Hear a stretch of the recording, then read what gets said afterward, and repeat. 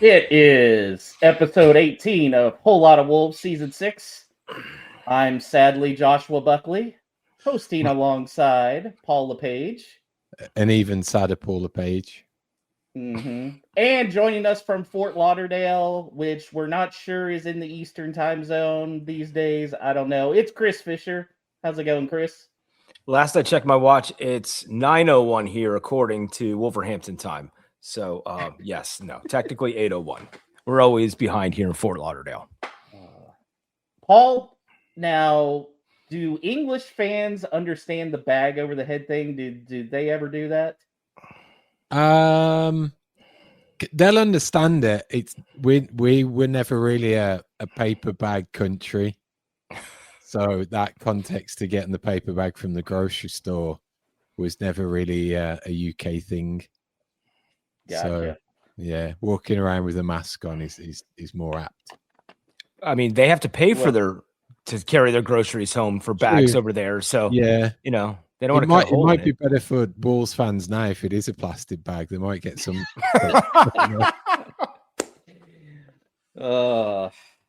Yeah, so they had two chances for a win, boys. Haven't seen a win since I was there in April, and not even close. We'll start with the game today because, who cares? Why the hell not? Wolves versus Man U. It was 4-1. Was that the final 4-1? I stopped counting after, too much. But the news heading into it was the protest, Paul. Fans were encouraged not to enter the stadium or to their seats until after 15 minutes. Seemed to have some support, but not as much as I was hoping for. There was still a decent amount of people in the seats, I felt like. I think for those that know and watch regularly, you'd for us certainly here in the States, you'd have looked at that and thought, well, it could just be a regular game.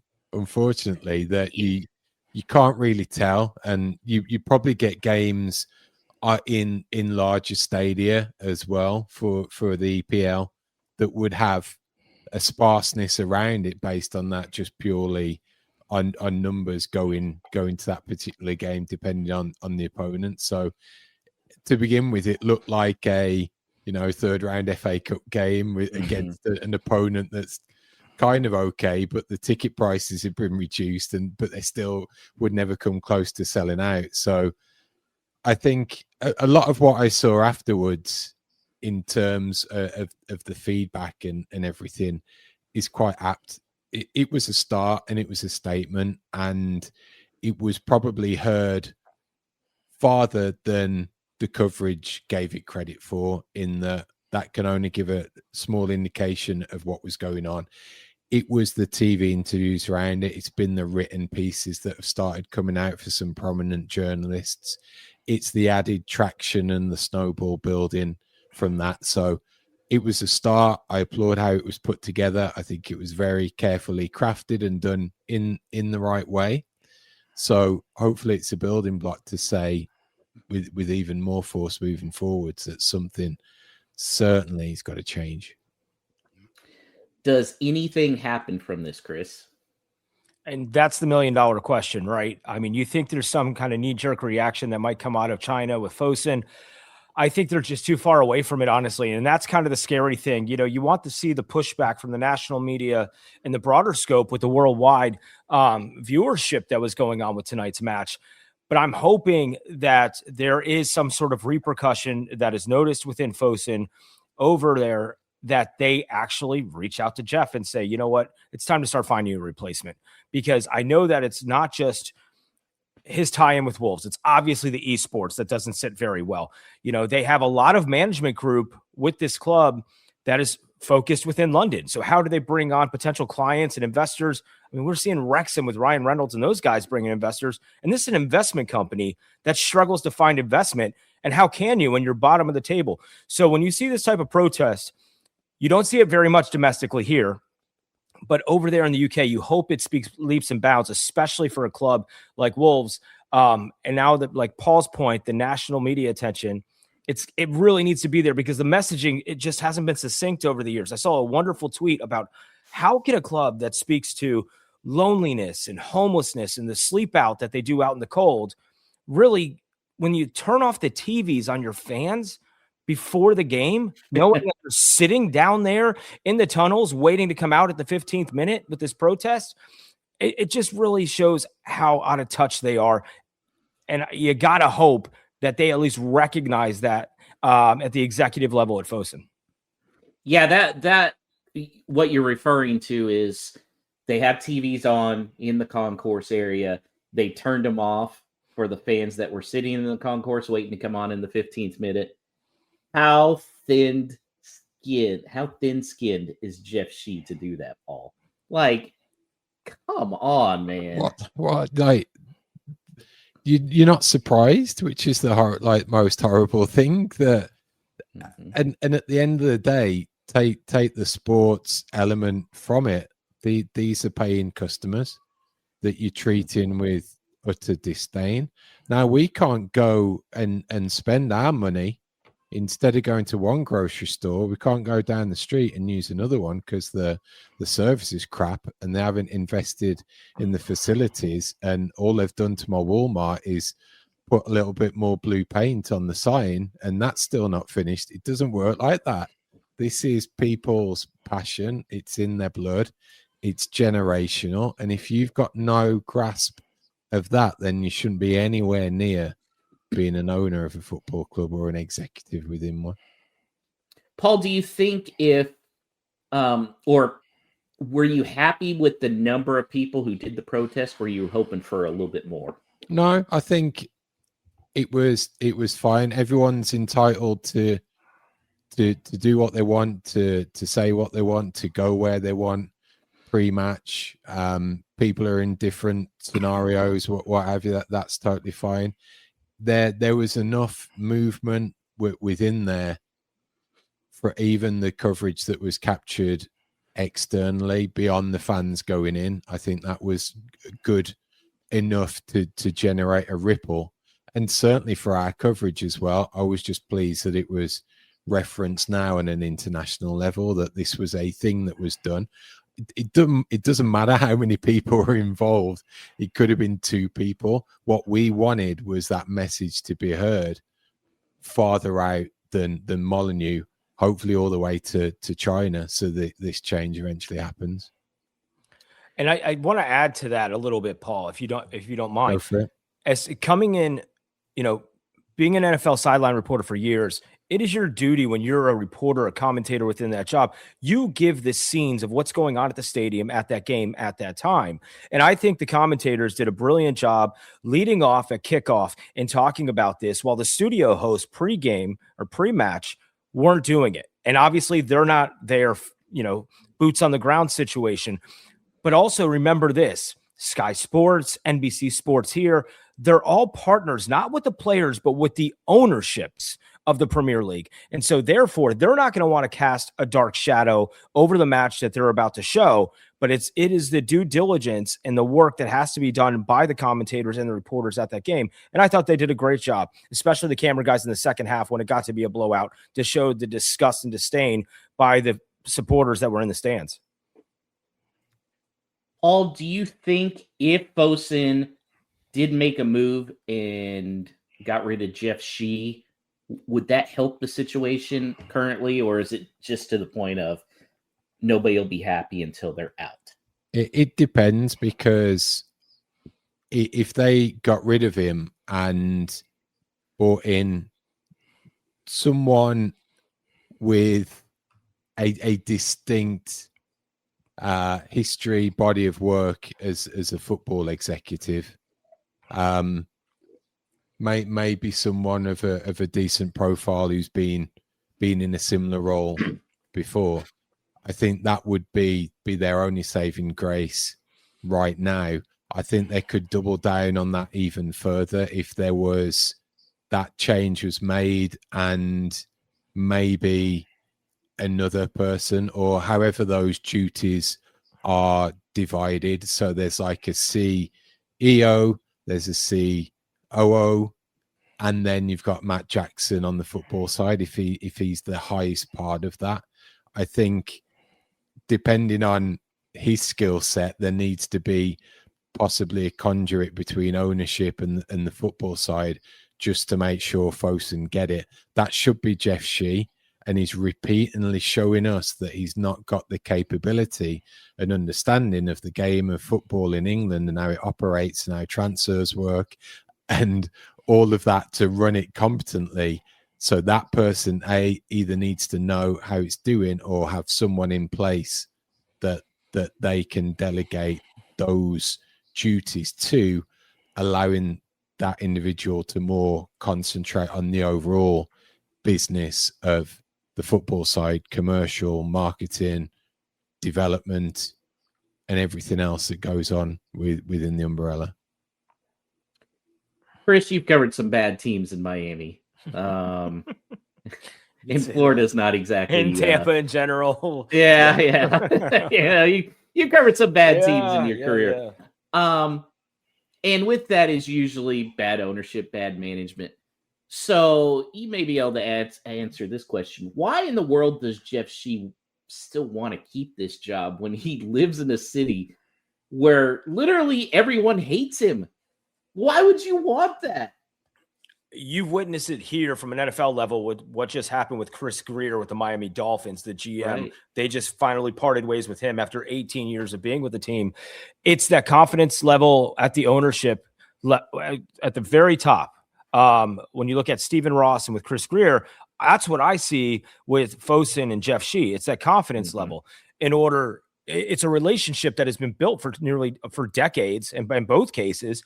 And therefore there's a trust value there. And I think they trust Jeff to do the job that they want him to do. Now, that doesn't mean he's good at his job, because just like with the Dolphins here, and it's a great point, Josh, Fosun don't know what the hell they're doing. And just like Stephen Ross with the Dolphins, he's viewed as one of the worst owners in the NFL because he doesn't know what the hell he's doing. I will say this, though. Stephen Ross's leads acknowledged that and brought in people who are competent. And I don't know if Fosun's willing to do that, because it doesn't go back to China. I think it all stems from there and being on the investment side. And I don't think they're willing to put forth the trust level within someone from the UK, someone from Italy. They just tried it under Vitor and gave him the full reins, and he brought in his crew. But the trust level wasn't there. And if it wasn't there with Nuno, why would it be there with anybody else coming in now? Nuno built that trust, and I just can't see it happening. And I honestly, as much as I would love for them to get the message, I just think the Great Wall of China is there, and they're not going to be willing to put up with it from hearing an outside voice when they're making money this entire time under Jeff.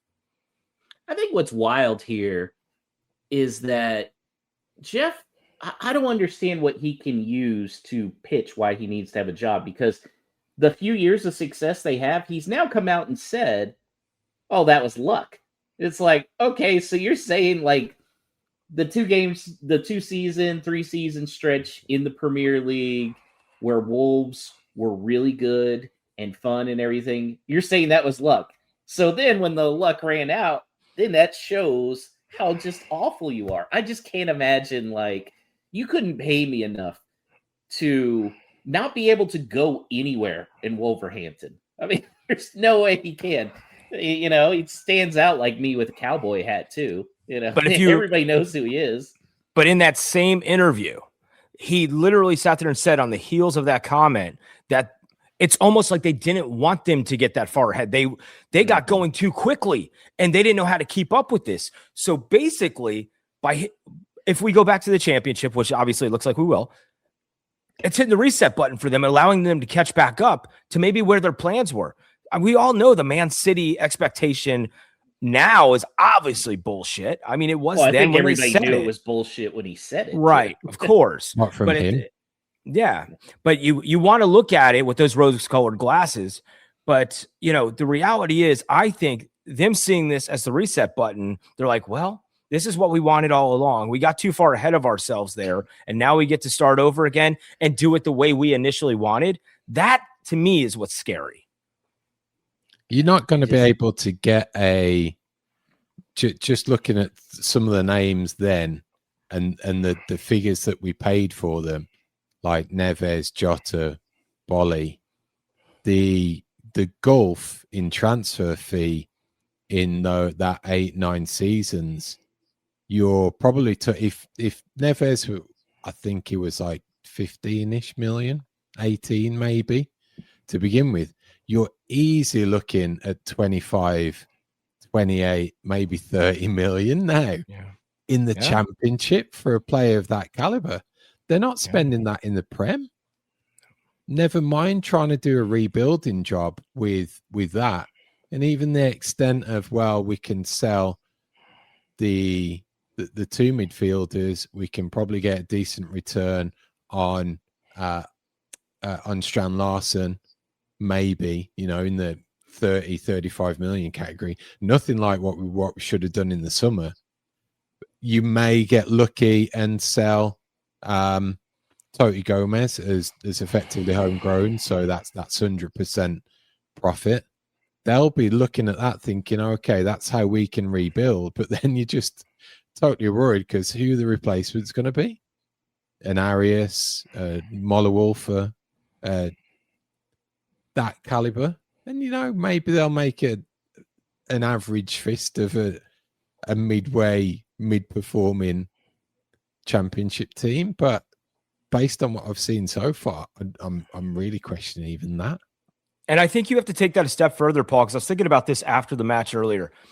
If you're thinking about the club, the players that will remain after the summer that come into the championship with us, right?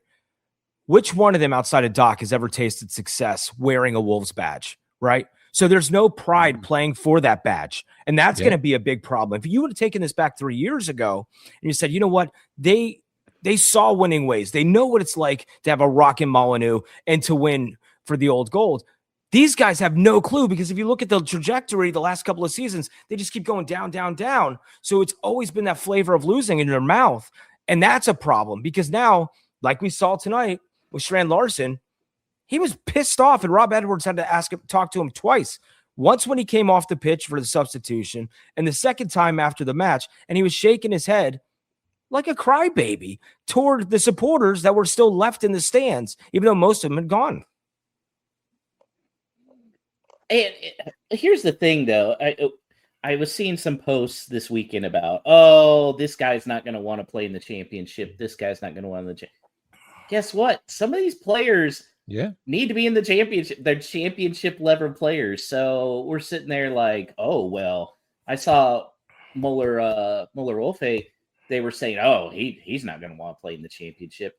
But what has that dude showed to show that he is anything more than a championship player? It generally makes me think that some of those signings like him and Chichua were done in anticipation of them playing in the championship for the fees that they commanded and from the clubs that we signed them from.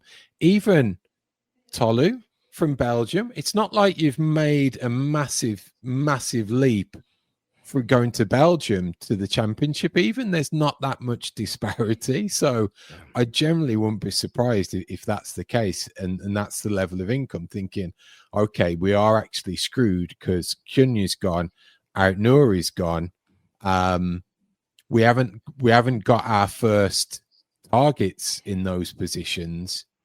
Even Agbadou, didn't we sign him from Rennes and they got relegated? So that shows that, again, the caliber of player that we were picking up. It wouldn't surprise me in the Foggies that those core players remain that were signed this season and some from last, based on the fact that they're not good enough for the Prem, but they're championship standard, and that's what they was done for this season. Yep. That's an interesting theory. But it's still sad we spent all of that Cunha and Aït-Nouri money on that nonsense. Correct. Yep. 100%. Yeah. And then we just wasted money on guys like Arias. All right. Well, let's talk briefly about these two losses. The first one was a 4-1. Well, the latest one was a 4-1, just beat down, really. Could have been a lot worse. But hey, Paul, we scored a goal. Bellegardian came through. And for up to the time that he got hurt, wasn't it nice to see someone actually with a bit of passion running his whatsits off, putting his foot in, trying to do something? And that was one player out of effectively 10. Mm-hmm. That's where the issue is. And it doesn't take much. It shouldn't take much for those players, the coaches, to impart something on them to get that level of output across the team. Even if we're a lost cause, there should be something within that group of players that have turned it up a notch. We still might be on the wrong end of a defeat. That's fair enough. But there's been zero new manager bounce whatsoever. It's actually gone backwards in some parts, which is kind of scary to say. And we're looking at the likes of Bellegarde as the shining light, and that's one player out of all we got. Yeah. And of course, because Wolves can't have anything nice, Bellegarde, who's by far been the best player the last few months, could barely get off the field today after getting a knee injury. That didn't look good, Chris. No, it didn't. And, I feel bad for him because he was, to Paul's point, he was playing his guts out there. And even the cross that came in from Muller Wolf, I mean, he really hyperextended his legs out there to get out to that ball. So, to piggyback again off Paul on this one, I find it very interesting. Even on social media during today's match, Rob Edwards so far, since he's been the Wolves manager, has been level at halftime each time so far, right? But he hasn't come away with any points. And it's not to this point, but if you look at the design of this team, Rob Edwards is really handcuffed. I went through the stats after the game and think about just the Bellegarde goal and how many crosses came into the box. I think I counted 3 on that one alone, right? That's the only damn offense and attack they seemingly have. John Arias has no pace to him. If Bellegarde isn't up there with JSL, who can't hold the ball up, and I think he is the least dribbling number 9 in all the Premier League, by the way. He's got the least amount of dribbles. But a fascinating stat to me was Wolves are 4th in the Premier League when it comes to a player going one-on-one and take-ons, right? But they've also had the 4th least amount of abilities to do that. So that tells me they're just sending the ball up there constantly, right? And then they also lead the league by far in crosses into the box. So they really have no game plan. So when you look at it and you go back to what Vitor was asking for in the summertime, that's exactly what he wanted. And that was going to be his game plan the whole time. And that's what we've seen play out with Rob Edwards. So I don't think it's fair to assess Rob Edwards on what he's had with Vitor's players, because this is the best that they're due. This is what they're built for. And he's trying to make that happen. And I don't think we're going to see Edwards ball until we're in the championship next year and they're able to get rid of half these players. And when it comes to Jean-Ricard Bellegarde, it really sucks that he went down. I mean, he did play his guts out there. The Haitian sensation, a little sac passe. He's looking forward to the World Cup opportunity. And you can see he's still riding that high. Ever since he came back from international duty, he's been really playing his ass off. So when our best player who's playing that way right now went down, it just goes to show you the chips are kind of stacked against us this year. And it's hard to find a win right now, boys. It just is. Well, especially when we're playing defense as swimmingly as we are. That first goal, not really sure what Andre was doing. That was brutal. And, Agbadou, whatever. The goal that Mason Mount scored, nobody's even looking. And Sam Johnstone, does he know that goalies are supposed to stay in the goal? Because it just seemed like as soon as something was coming, he's running out of the box like greased up deaf guy from Family Guy. I'll go get you. Paul, which of those goals was the worst? The Andre Agbadou debacle, Mason Mount unmarked, or Johnstone doing who knows what? I probably think the first one, just because there are so many components in it. And even though he'd pulled off a couple of saves earlier on in the game. Johnson was fallible on the first one as well. So this just goes to show, we get, again, it's that position, goalkeeper, so crucial. We're just going to have that debate again of who's the best bad goalkeeper that we got to choose from, because the same old story that we've had with Johnson, we've had with Sarr, vice versa, in and out. Going to drop him, and we're going to see Sarr make some similar ricks at another point because they're so overworked throughout the remainder of the season. So I think the first one just goes to show how poor we are collectively, how individually exposed we can be, which is certainly a worrying sign. I think it was definitely a worrying sign throughout the game, in fact, that we were overrunning midfield with two effectively defensive midfielders. Like Andre is shockingly out of form. Krejci didn't really put any type of stamp on the game. Even when he did, he got booked, so couldn't do anything further than that. No one to put your foot on the ball, try and dictate play, try and slow play down even and look for a run. And where's the player that you want to have doing that is down the road playing for Birmingham City. So it's that just, again, you go in just full circle in terms of all the terrible recruitment decisions that have been made over and over. It always comes back to that one common denominator. Chris, I feel like for as good as Andre was last year, he's done with Wolves. You can just tell he does not want to be there. And, I think, and I hate to, put words in his mouth, and I think he does a great job on social media to paint a different picture, but I think Joao Gomez, you can lump him in there as well. I really felt bad to a degree with Andre giving up that goal and that pass, because if you go back and look at the tape, I rolled it back to see what the hell was going on. Tody's walking to him on his left side. He can't see him. And then Krejci's also walking. Casemiro, he looks up. He's looking for somebody to pass to. Nobody is square to him. There's no triangle opportunity there whatsoever. And Casemiro sees him look up again, and he blocks it, goes back, and that sets up the goal. And I look at this, just the laziness, the apathy. There's, to David here, David Fateg's point, go Gators, by the way, David, in the comments. There's just nobody playing for the badge right now. And I think that could end up changing in the second half of the season, strictly because they're going to be playing for a new job next year, and it's not going to be at Molineux, and they're going to want to earn an opportunity, and they're going to want to put some good tape down. And so that's the only way that I see this turning around and us picking up 3 points at any point this season, is if these guys actually give a shit for their future career. That's kind of how I see it. It's not for this team. It's got to be for the next one. And the laziness and the apathy, to your point, Josh, Andre's got to do the damn same. He's got to play for the badge in the moment to put the tape together so he can get the Brazilian call up, so he can have these opportunities to move on and play somewhere else.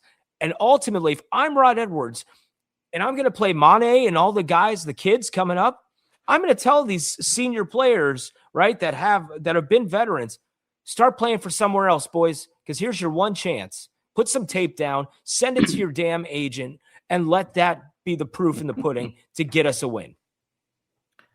I would like to see us just pay the fee to get Tommy Doyle back. Whatever to cancel that loan. Get Tommy Doyle back. And I feel like Andre, like you brought up the great point, he doesn't want to be here. I think he thinks he's going somewhere in January.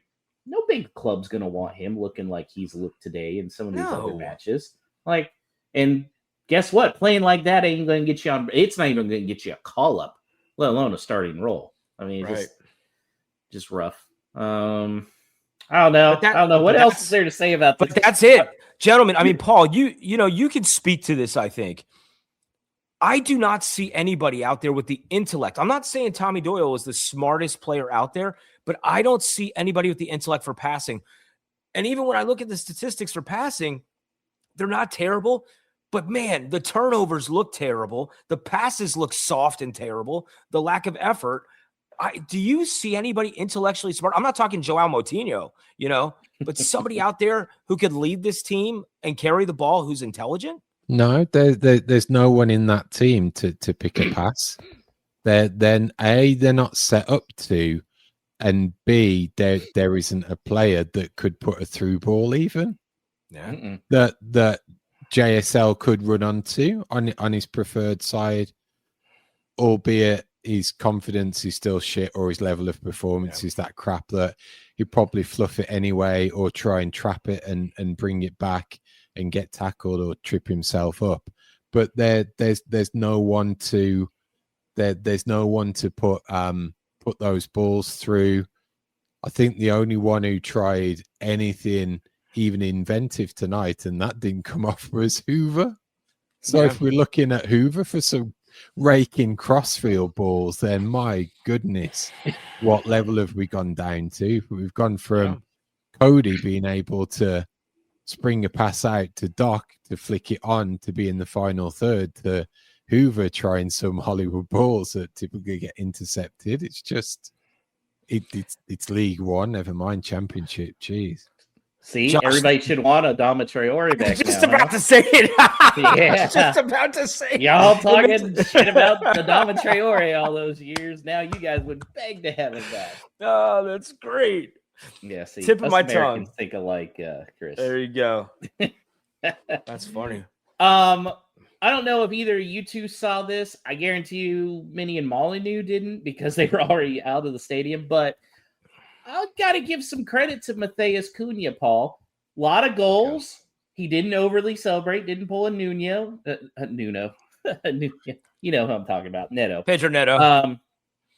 And he walked to the South Bank. Not all the way, but he walked towards there by himself.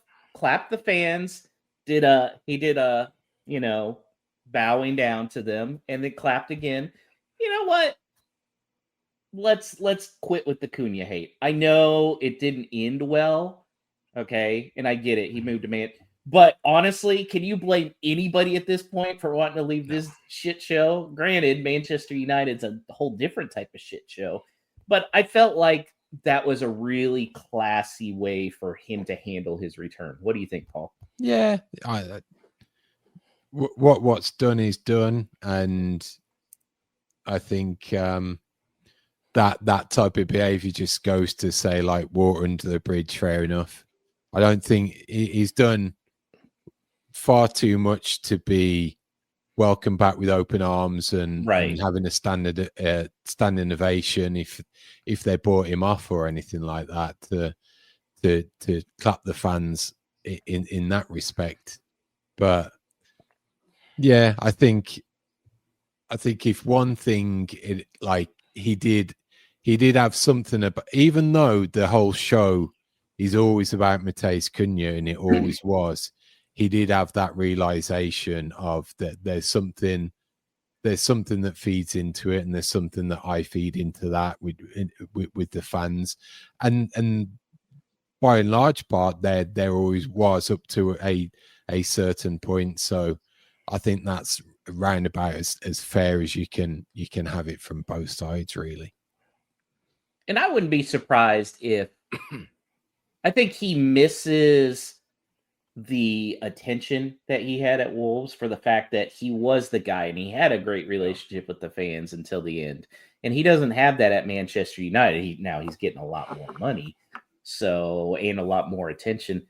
But I do wonder, I think that was genuine, him clapping at the fans. I think he genuinely enjoyed his time here. He was too big for Wolves. It was good PR for him again. And he's good at PR. Yeah, he does that good PR.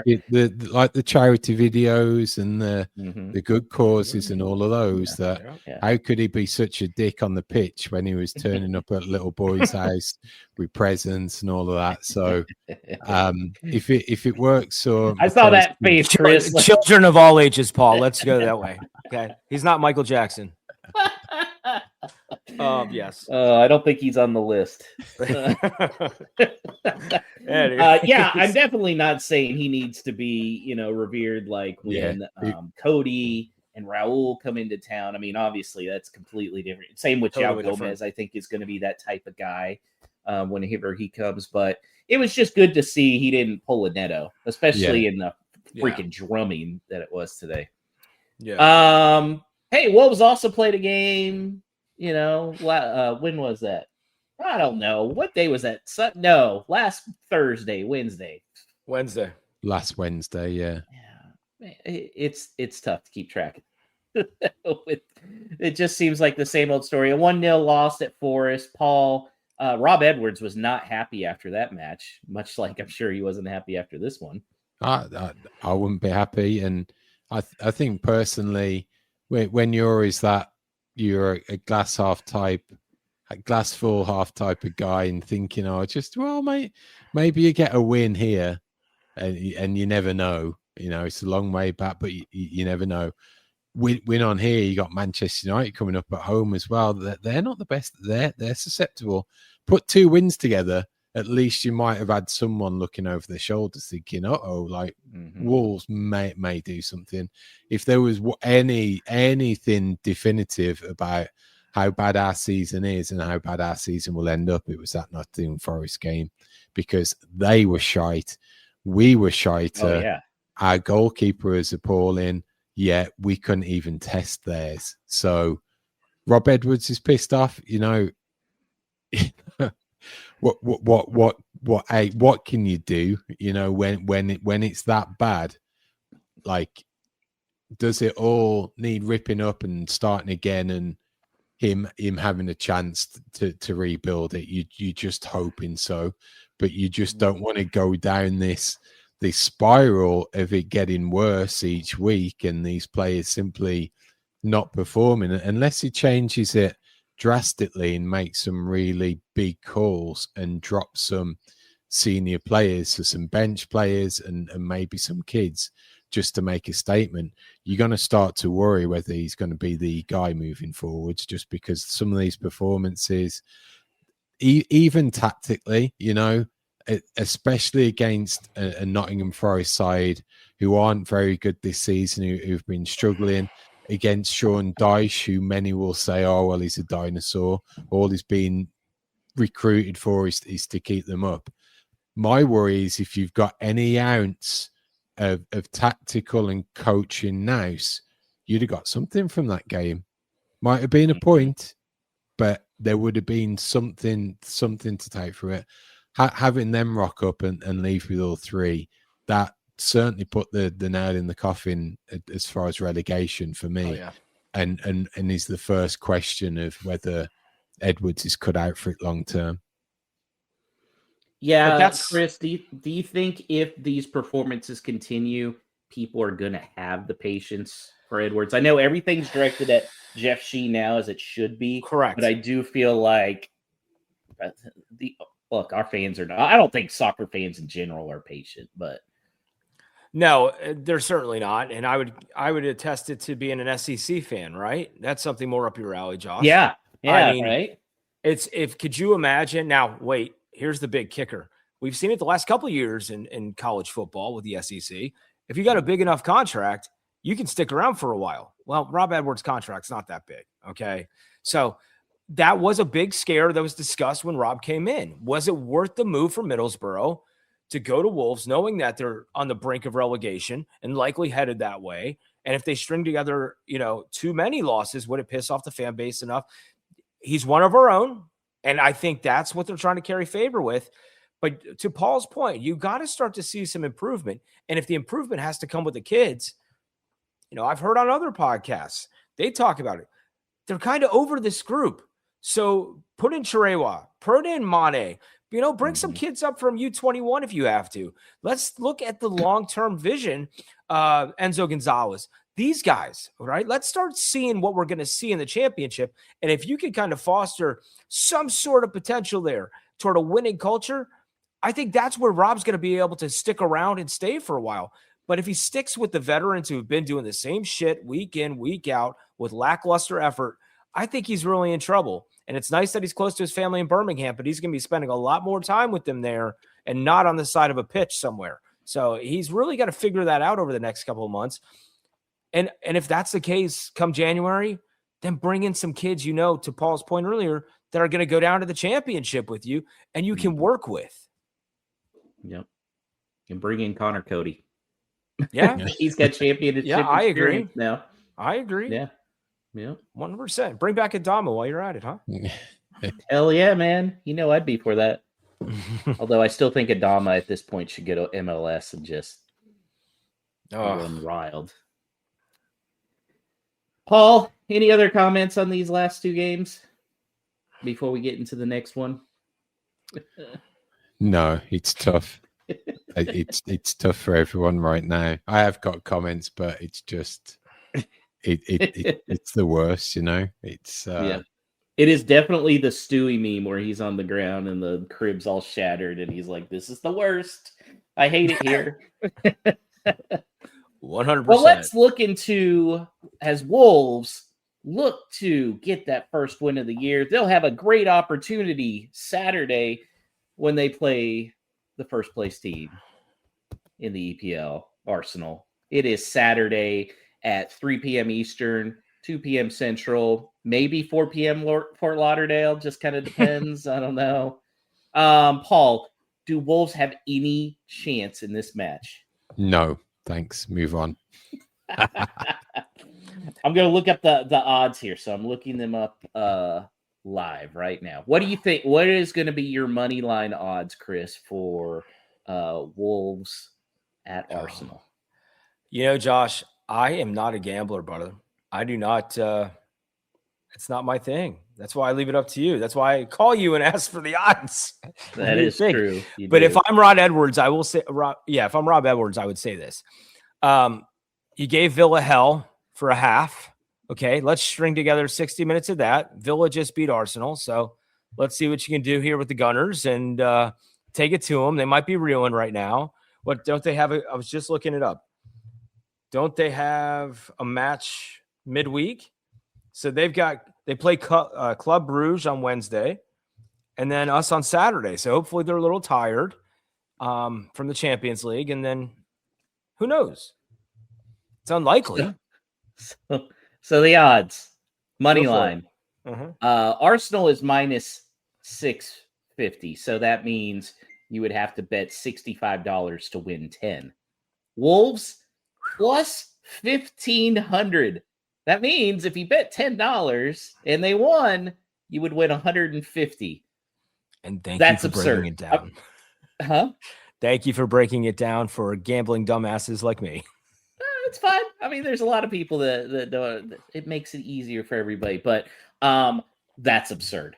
That's absurd. There's gonna be. I mean, honestly, I think that's like James Madison, Oregon odds for all of you college football fans out there. In fact, I bet it is. Hold on, let's see. Money line, James Madison. Actually, James Madison has a much larger chance to beat Oregon, according to odds makers, than Wolves do of Arsenal. Holy shit. James Madison money line is plus 1,100. So it's plus 400 more odds. That's absurd. It's absurd. I think even for people that don't understand betting can see just how absurd that is. Okay. Do you see any changes in the lineup, Chris, for this match? The way Mosquera has been struggling, I have to wonder if he's going to get pulled out. The one thing I did realize, look at a couple of times today, Paul, and you could probably speak to this. It seemed like Rob Edwards was really trying to play a high line with his defense. And I think they got burned on it quite a few times, whether it was the Cunha goal with Andre on the bad pass. If you look at the Mason Mount goal in the replay there, Johnston's telling him to move up. Yeah. That's when Mount charged in. He's telling him, move up. You could see, and even the second goal, I believe, they're even trying to play a higher defensive line. So I wonder if he's going to shake up that back line a little bit with Toti.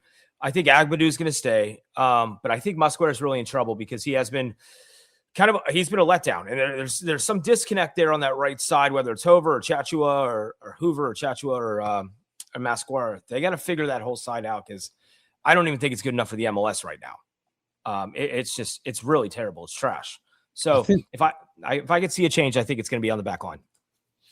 I'd go if it was me, and I'm no tactico, and I don't even know if the square players of these would fit in the round holes, but if I was me, if I was the coach rather, I've got to look to get more creative, and I need another forward on the pitch, and I can't get that output from that back five, because it is a back five. It's not like you're playing with two wing backs, because Moller Wolf, he could be a fairly competent left back exclusive. He's not a wing back.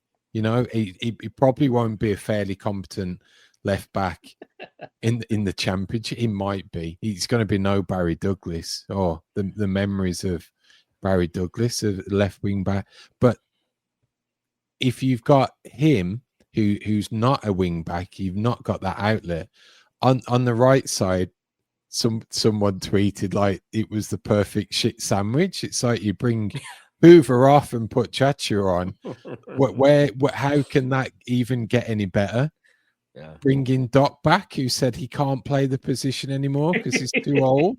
So if you've not got the players or the positions, go away from 5 at the back, go 4-2-3-1, 3 attacking midfielders. They don't need to be wingers, A, because we haven't got them, but B, you can try and do something more through the middle of the park that way, and maybe get someone closer to Strand Larsen. So if it was me, I'd go that collection of centre backs across the back four. I'd go Mosquera right back, Bueno right centre back, Krejci left centre back, and Totti left back. Just you've got the pace still, apart from Bueno. You shouldn't get beaten too much from those wingers if you have got that pace to rely on. Like Totti used to play that position for Lopetegui's team. So why can't he look at that? Have two holding midfielders with the Brazilians that just sit and try and advance, give João Gomez more license to bomb up and down, as a traditional number 8 should do, and just go for it. I'd rather lose 4-1 with a formation like that than lose 4-1 with 5 at the back and the dodgy keeper. So you bringing in Fur? Yeah, whoever, fuck baby? It, I don't care. Like, yeah, because I don't know who we have. I don't know. That's the problem. Yeah, anyone with a pulse who's not Arias, because he can't do shit. I tell you, who reminds me of who I'd rather have starting is Simone Biles. At least she's won something. They're same height, you know. Simone Biles is much quicker, much more quicker acceleration, much more dynamic. I bet she could have finished that cross that he headed wide. So sign her in the window, Rob Edwards, and let's. Well, there was that play today too, where Arias got the ball and he's just do, and here comes got Rob behind him and just takes it. It's like, he's like looking like what happened. But I will tell you, I went and watched him in international play against New Zealand, and he wasn't bad. He was actually really good, and he worked the middle portion of the field. He went box to box. That's all he's allowed, right? So, and he came off the right side, but it was the accompaniment of players that were around him that made him that much more better and spread out the pitch for him to be able to operate. So it's just piss poor scouting is what it is. I mean, the guy, you could time him with an egg timer. He's so goddamn slow. It's terrible. Yeah.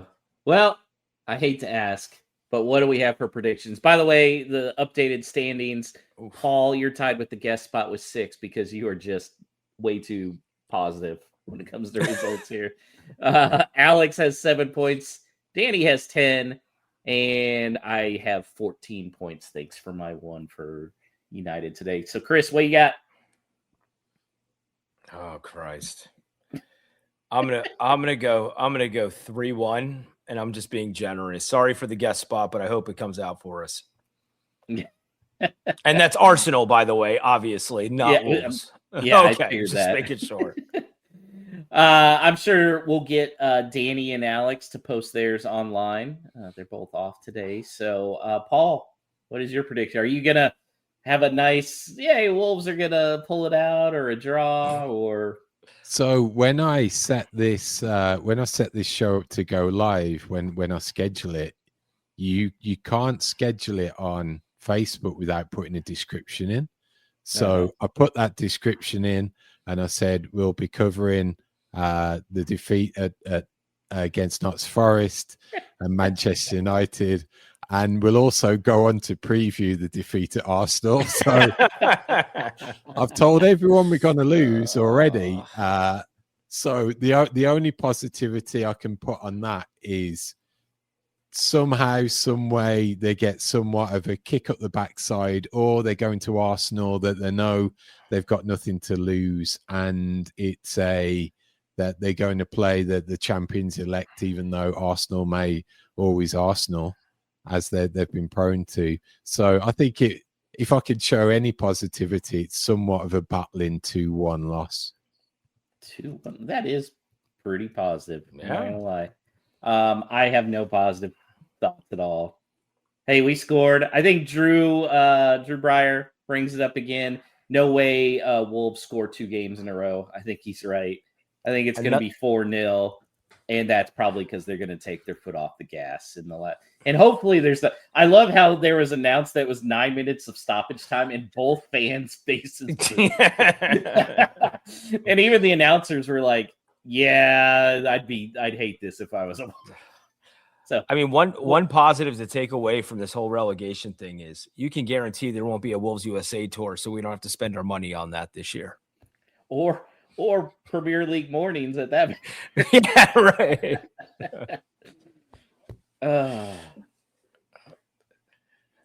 Paul, do we have any no stupid questions?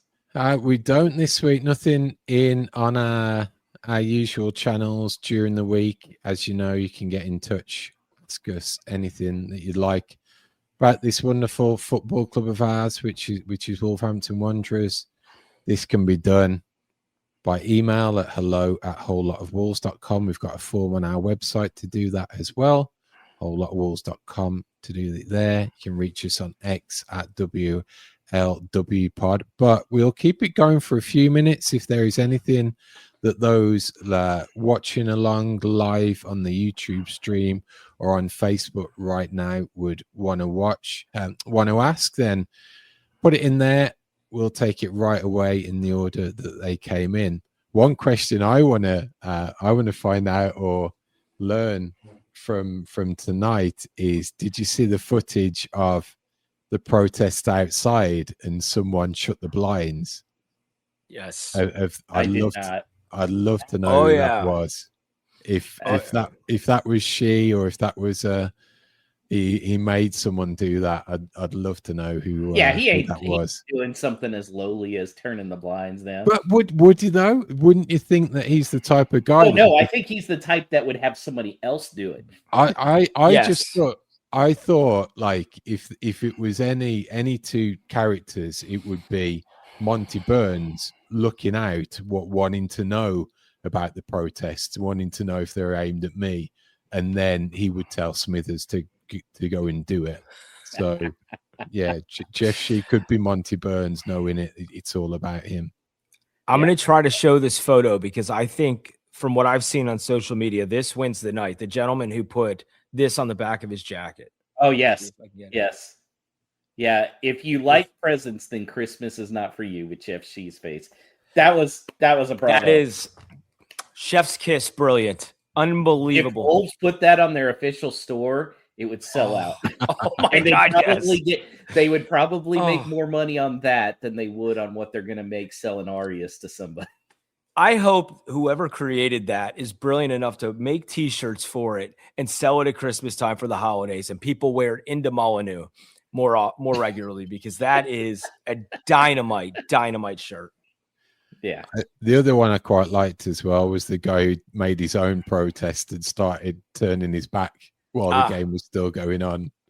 And that's with the jester hat on. Yeah, I think so. Yeah, it would have been funny if his plumber's crack was hanging out though while doing it. Yeah, they always focus in on those guys in the South Bank. Often the camera crews do. So That was quite poignant that it was him. So well done, that man.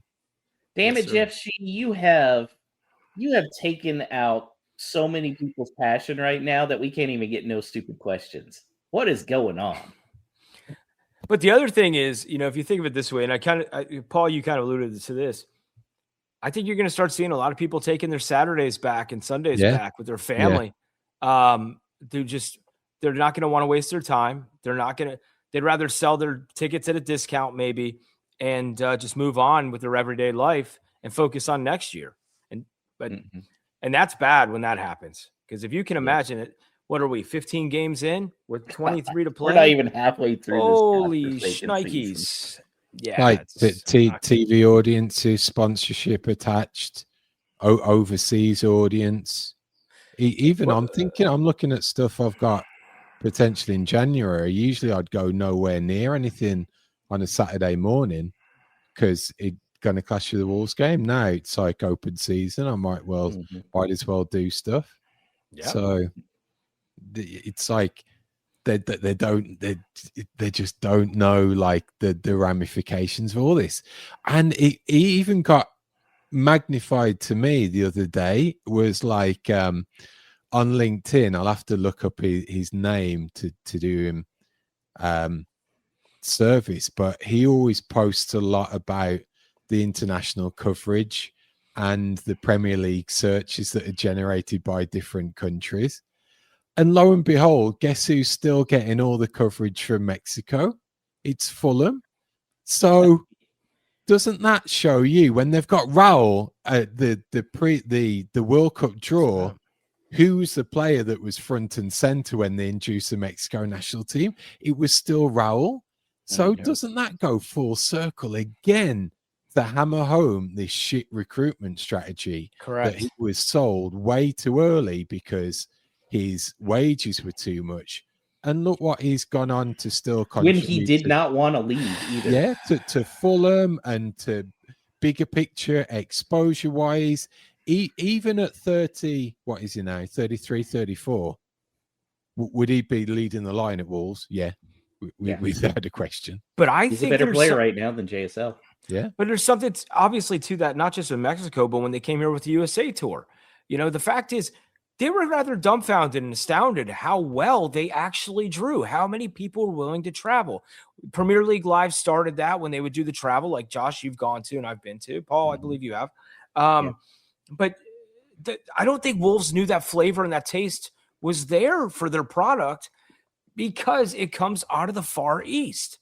And there's that great division between the two countries. So it's and I don't mean England, obviously, but it's just a problem. And I think both sides, more so on the ownership level, they need to understand it's a worldwide market and not just one particular part of the globe. Yeah, I don't care. They don't care. I know. For an investment company, they don't care about money, Yeah, apparently. they don't care. Yeah, Yep. Well, Chris, how can people get a hold of you? It says it right there at Chris Fischer. Well, at Chris_Fischer. Sorry, I need my glasses, I think. But that's the current one until I get hacked again. So let's just roll with it.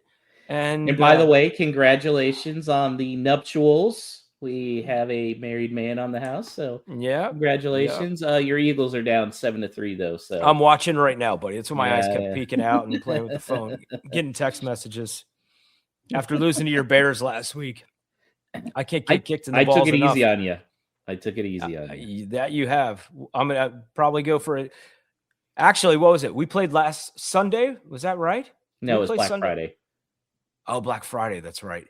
Yeah, I just know I've been on a bad roll lately between the Eagles and the Wolves. It's not happy times. That's for damn sure. Yeah. And then I got married. So, yeah. No. 3 losses. Boom. Got him. I kid. Your wife's a beautiful lady. Thank you. Thanks to Danny on the socials. And this week, special thanks to Alex producing, as some of you may have picked up that he's been missing from our recent shows. And that's because there's been a significant transfer breaking news in that he's secured a prestigious move to a European giant for work. So he'll be very shortly relocating to Amsterdam. So he will still be producing behind the scenes, but his live appearances are going to be now contingent on when we record based on those time zones. So Alex, thank you from me personally. This show wouldn't be where it is now. And in fact, we might not have even had a show if it wasn't for you coming on board. So Godspeed with your travels. Wishing you every success with your move, both professionally in a work capacity and personally too with your wife. Sorry I missed you at Waxy's. he texted me the other day for the game, and I missed him for going to Waxy's to meet him for a beer when he was down here in Fort Lauderdale. But good luck, Alex. And our audience, thank you. This show is for you. You'd be doing us a huge favor, helping to try and grow the Whole Lot of Wolves pack by giving us a 5-star review on your podcast listening platform of choice, along with heading over to YouTube if you haven't done already, subscribing to the Whole Lot of Wolves channel there, liking our content on Facebook. We're going to be back around about the same time this week to cover what could be that bloodbath at the Emirates. And after that, we may take an extended holiday over the Christmas break. But in the meantime, everyone remember that owners, managers and players come and go, but the one constant at a football club is its fans. So up our and not Fosun's mighty Wolves.